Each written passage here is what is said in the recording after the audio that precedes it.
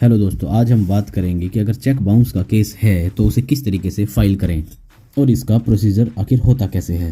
पहली बात तो ये है, जो चेक बाउंस का जो केस होता है वो एक क्रिमिनल ऑफेंस होता है, साथ ही ये कंपाउंडेबल है। इसके बाद नेगोशिएबल इंस्ट्रूमेंट एक्ट में 138 एंड 147 के बीच में इसके प्रोविज़न और इसके प्रोसीजर बताए गए हैं। एक बात और जान लो, जैसे चेक बाउंस होता है तो ये नहीं है कि आपको सीधा पुलिस थाने जाना है। इसमें पुलिस थाने जाने की ज़रूरत नहीं है।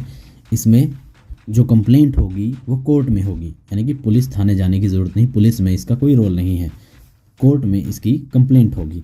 इसमें सबसे पहला काम तो ये करना होगा कि जिसने चेक दिया है उसे आप एक डिमांड लेटर भेजेंगे, यानी कि लीगल नोटिस भेजेंगे। जिसने आपको चेक दिया है उसे सबसे पहले लीगल नोटिस भेजना है 30 दिनों के अंदर अंदर। इस डिमांड लेटर में आप डिमांड करेंगे कि देखिए, बैंक ने आपका चेक बाउंस हो गया है, आप हमारे जो पैसे हैं वो दे दीजिए, वो लौटा दीजिए।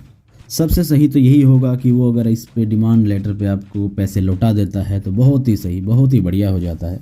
आप निश्चिंत हो जाते हैं, आपके पास पैसे आ गए, बात ही ख़त्म हो जाती है। अगर ऐसा नहीं होता तो उसके खिलाफ आप लीगल एक्शन ले सकते हैं, यानी कि उसे बताइए कि अगर आप पैसे नहीं देंगे तो हम आपके खिलाफ लीगल एक्शन लेंगे।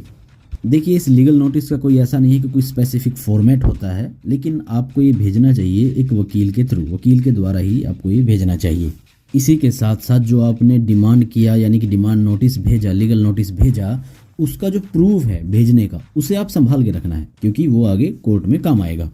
आपने लीगल नोटिस दिया, आपने उसे समय दिया कि 15 दिन का, उस 15 दिन के निकल जाने के बाद अगले 30 दिन के अंदर आप कोर्ट में केस करेंगे। कहाँ करेंगे?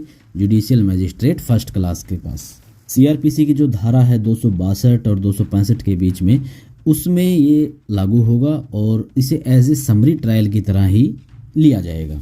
उसके बाद कोर्ट जिसने आपको चेक दिया उसे समन भेज सकता है, बेलेबल वारंट भेज सकता है। उसके बाद भी नहीं होता अपीयर तो उसे नॉन बेलेबल वारंट भी भेज सकता है।